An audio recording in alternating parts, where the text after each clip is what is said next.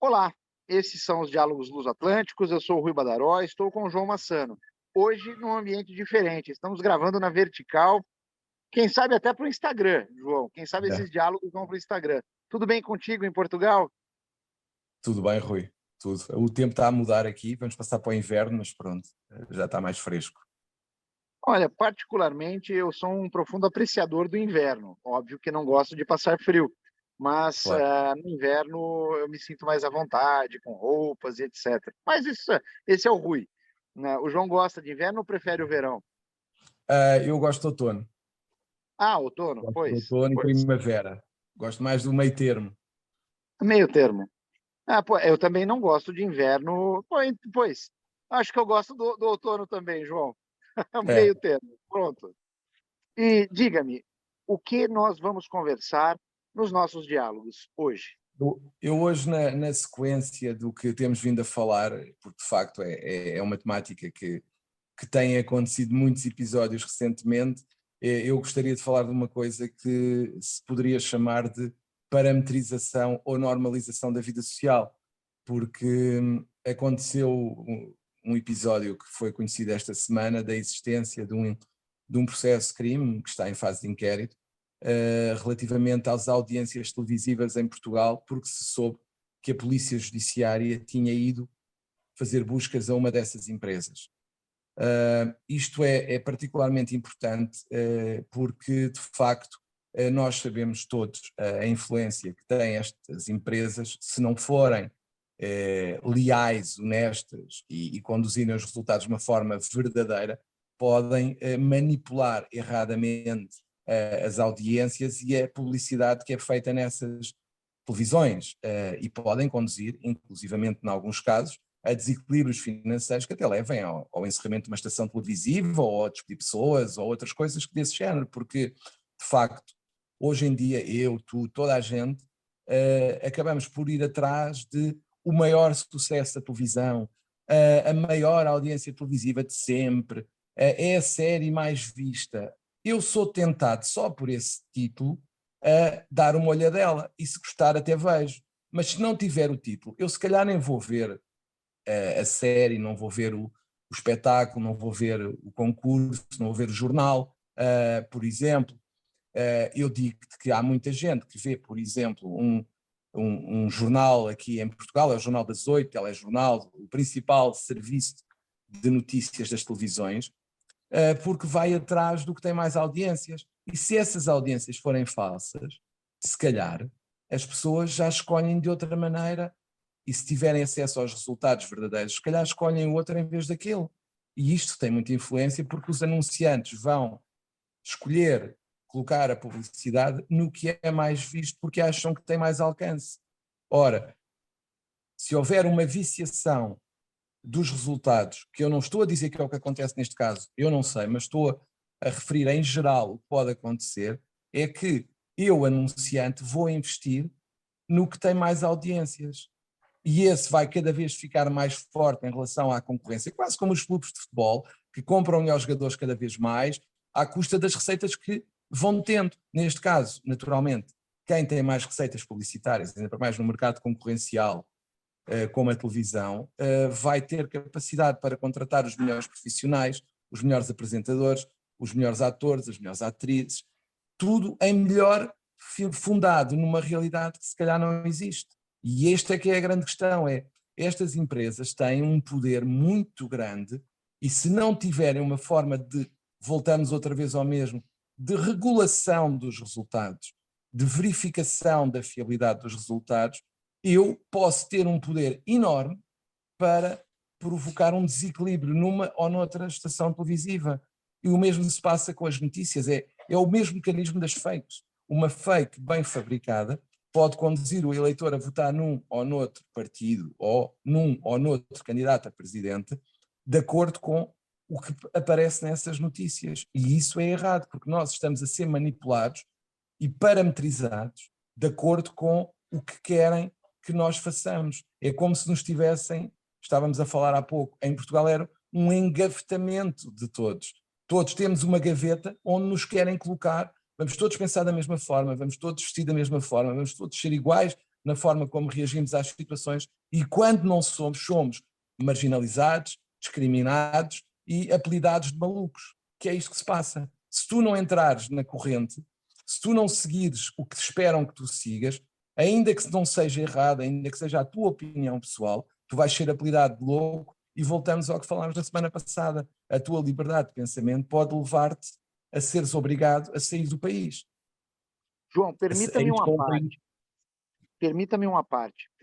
Analogamente, aqui no Brasil, nós passamos por uma situação similar a essa que descreveste. E explico. Note que, quando da ocorrência do primeiro turno, da primeira volta das eleições presidenciais aqui no Brasil, os institutos de pesquisas davam conta de um determinado resultado. Mas o fato é que, quando ocorreu o término do primeiro turno das eleições aqui no Brasil, a diferença era escancaradamente diferente. Aliás, a diferença era escancaradamente grande.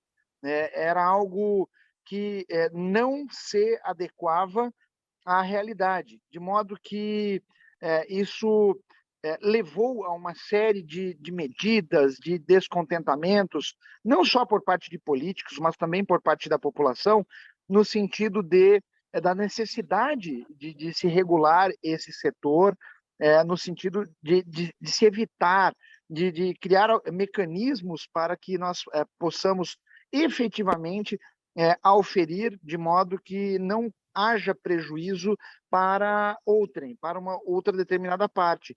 E o que você descreveu agora é praticamente isso, né? Óbvio que é algo análogo, né, relacionado aí às estações televisivas, e o resultado é o mesmo, é o encaixotamento ou engavetamento das pessoas, uma pasteurização ou uma parametrização do ser humano, o que realmente dá continuidade àquilo que nós temos discutido aqui nos diálogos nos últimos 3, 4 programas.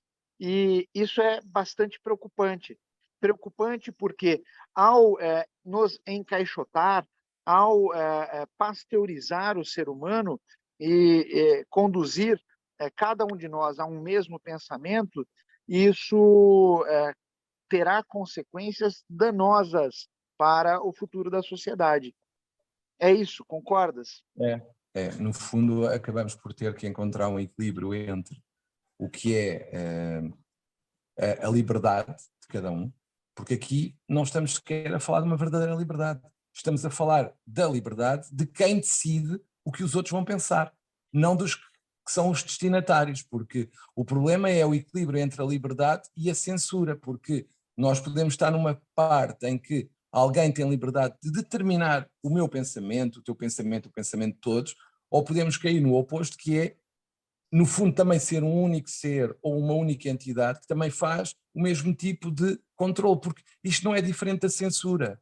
Isto é o mesmo que a censura, só que é uma censura que não se chama censura. É uma aparência de liberdade, enquanto no outro lado não temos aparência de liberdade, mas também não temos liberdade, tal como no primeiro caso. Ou seja, é como se nós tivéssemos uma situação em que abertamente alguém diz: eu não te vou deixar pensar. Isso é a censura. Do outro lado, temos a situação em que alguém diz: eu deixo-te pensar, mas tu vais pensar de acordo com o que eu quero. Qual é a diferença? Nenhuma. Duas formas de censura do meu pensamento. Gozado, Humberto Eco denunciou esse tipo de postura naquele opúsculo, naquela palestra que ele deu nos Estados Unidos, intitulada o Urfascismo, o fascismo eterno. As instituições, o sistema, independentemente de ser o sistema do governo ou o sistema das empresas, criam mecanismos tais para nos encaixotar, para direcionar a forma como nós pensamos, de modo que,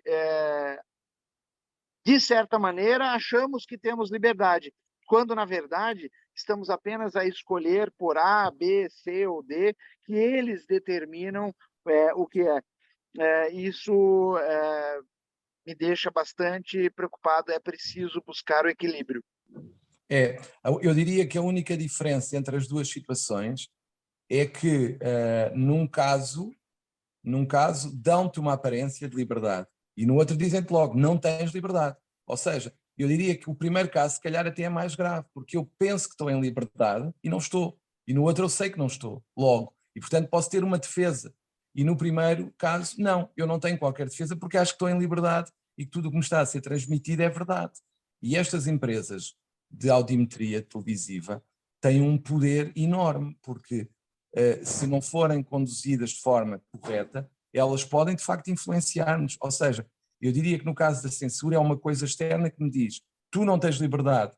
No caso destas empresas e de outras situações similares que já falámos, é como se alguém entrasse na nossa cabeça convencendo-nos que nós temos liberdade, mas na prática conduz o nosso pensamento para onde é suposto conduzir de acordo com a sua opinião, com a sua ideia, e isso para mim eu acho que acaba por ser mais perigoso porque é entrar na nossa cabeça, e o entrar na nossa cabeça para mim é o maior perigo, porque nós somos induzidos aparentando ou pensando ter uma determinada liberdade que não existe.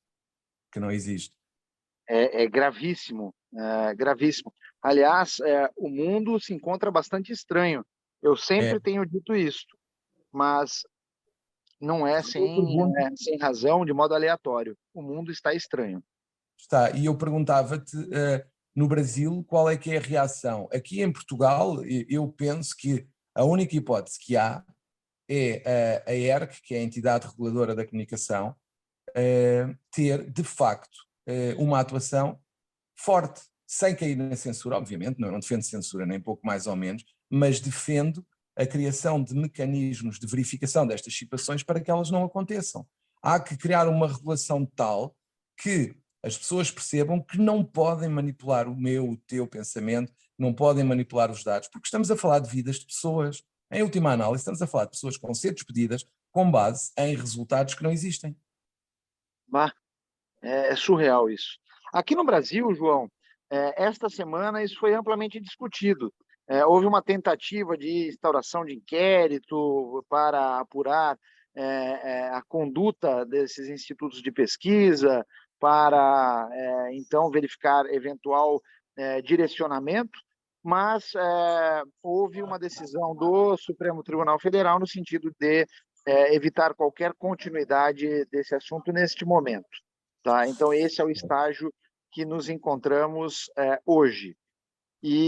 Mas me parece que para os próximos meses, independentemente de quem vença essa eleição, com certeza o Brasil enfrentará essa temática de uma regulação mais forte da mídia, no sentido de evitar distorções, que esse é o grande problema, esse é o busilis, e justamente para que as pessoas tenham a compreensão de que não há uma liberdade maquiada, mas sim é possível gozar de uma liberdade no Estado democrático de direito que vivemos aqui em Brasil. E pegando nesse tema, e uma vez que não podemos ignorar o assunto do momento aí no Brasil, como é que está a decorrer a preparação do segundo turno, a campanha para o segundo turno? Está mais pacificada do que o primeiro? Está mais agressiva? João, com relação às eleições para este segundo turno, ou segunda volta, como vocês dizem em Portugal, perceba que, ao contrário, não está mais pacificado. Os ânimos acirraram-se de tal maneira que, permitam-me dizer que estamos em um momento maniqueísta aqui no Brasil, inclusive com alguns apoios relacionados, por exemplo, à religião. Alguns grupos religiosos apoiam o candidato A, outros grupos apoiam o candidato B.